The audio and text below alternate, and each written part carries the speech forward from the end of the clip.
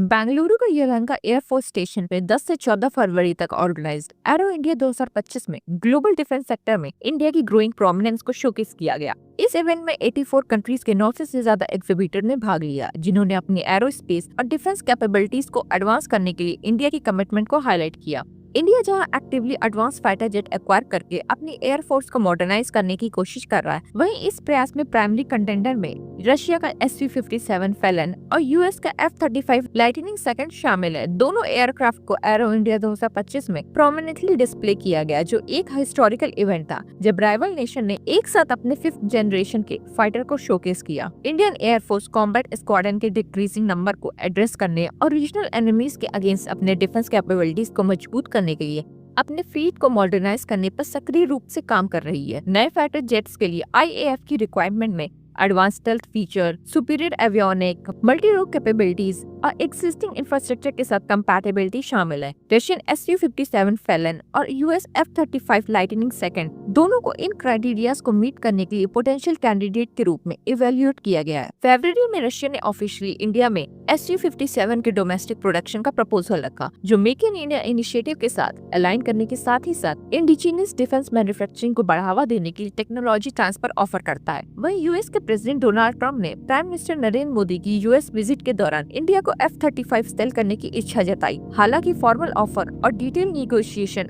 अभी भी मटेरियलाइज नहीं हुआ है। ग्राउंड ब्रेकिंग डेवलपमेंट के अंडर डिफेंस मिनिस्ट्री की एक हाई लेवल कमेटी ने इंडियन एयरफोर्स की 110 जेट के लिए multi role fighter aircraft that is MRFA tender में 5th जनरेशन के फाइटर जेट को पोटेंशियली इंक्लूड करने की रिकमेंडेशन को एक्सेप्ट कर लिया है। सोर्सेज के अकॉर्डिंग यह पहली बार है जब भारत MRFA फ्रेमवर्क के अंडर 5th जनरेशन प्लेटफॉर्म के लिए ऑफर देख सकता है, जिसमें कुछ लेवल पर टेक्नोलॉजी ट्रांसफर और लोकल मैन्युफैक्चरिंग के प्रोविजंस है। जबकि यह कदम भारत की एयर कॉम्बैट कैपेबिलिटीज में एक स्ट्रेटेजिक लीप का सिग्नल देता है। लेकिन इस बात को लेकर अनसर्टेनिटी बनी हुई है कि कौन से 5th generation jet TOT that is transfer of technology के साथ आएंगे और कंट्री के फाइनल असेंबली लाइन में एस्टेब्लिश होंगे। $20 बिलियन से ज्यादा वैल्यू के MRFA टेंडर का एम इंडियन एयरफोर्स की घटती स्क्वाड्रन स्ट्रेंथ को मजबूत करना है, जो करंट में सेक्शन 42 के अगेंस्ट 31 है। Traditionally Rafale, FA-18 Super Hornet और यूरो फाइटर टाइफून जैसे 4.5 जनरेशन के फाइटर पर फोकस टेंडर का 5th जनरेशन के ऑप्शन को इंक्लूड करना ग्रोइंग रीजनल थ्रेट को रिफ्लेक्ट करता है, विशेष रूप से चाइना के J-20 स्टेल्थ फ्लीट और इमर्जिंग 6th जनरेशन प्रोटोटाइप के कारण। दावेदारों में रशिया एकमात्र कंट्री के रूप में अपीयर होता है जो क्लियरली TOT के साथ 5th जनरेशन जेट ऑफर कर रहा है। इसके विपरीत लॉकहीड मार्टिन ने अपने F-35A लाइटनिंग सेकंड, जो दुनिया का मोस्ट प्रोलिफिक